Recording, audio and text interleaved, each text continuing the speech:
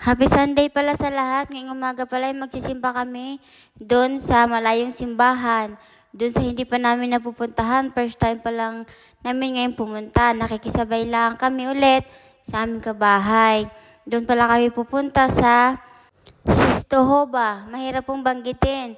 Malayo po pala ang biyahe. Pag train pala siya ay mga 2 hours.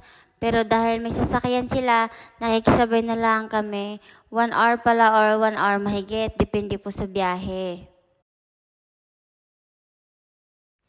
Andito na pala kami sa malaking simbahan. Dahil nga ang daming tao ngayon, dahil family day, naghahanap pala kami muna ng parking. Sa may bandang dulo pala kami nakahanap ng parking. Kasi yun lang yung may bakante. Maglalakad na pala kami dyan. Papunta na pala kami doon sa may simbahan. Medyo distansya pala yung aming nilakad kasi bandang dulong ho kami. Nakapark. Papasok na pala kami sa may simbahan. Matagal ko na palang gustong pumunta rito dahil nga malayo, wala kaming oras. Tsaka hindi rin kasi namin alam paano pumunta rito kaya nakikisabay na lang kami. Matagal na kasi kami nagpaplanong pumunta dito sa malaking simbahan. Kaso nga hindi nga matuloy-tuloy dahil nga minsan may pasok sila. Andito na pala kami sa entrance ng simbahan. Ang lawak pala ng space bago ang simbahan. Kaya marami nakatambay pala dyan. Kasi marami din naman tambayan tsaka pasyalan dyan.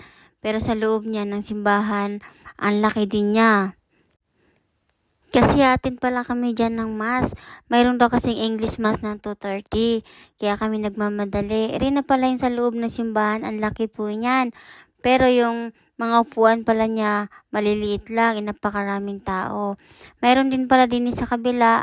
Magkahiwalay pala yan. May marami palang pari dito sa kabila. Doon para mismo nagmamas. Ito pala extension laang. Pwedeng pumunta doon. Nagpunta din kami doon. Mayroon pala doon na naglalakad na nakaluhod. Nag-try naman ako. Ang sakit po ng tuhod ko kasi wala naman akong pantalon na pansapin. Sa labas pala ng simbahan, may mga orkestra din na magtutugtog. Hindi na marinig doon sa loob ng simbahan. Dahil sa laki ng simbahan, hindi narinig ko anong pinagagawa dito sa labas. Tapos sa sobrang dami ng tao dito. Tambayan pala nila yung simbahan. Meron din ditong ang ganda pala ng orkestra nila, ang ganda ng tugtog. Tapos mayroon pala dito nagpipiknik din, nagmedala silang sapin, mag-anak. Ang daming tao ito sa simbahan, sa labas, nakatambay. Sa loob naman, ang laki din niya kasi magkabilang side. Ang dami din paring nagmamas, kaso nga kulang sa upuan kasi maliit yung upuan.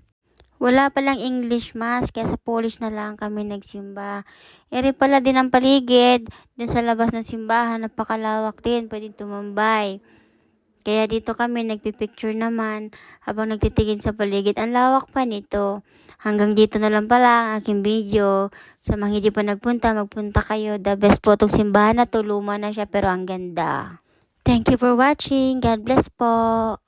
Please heart and subscribe.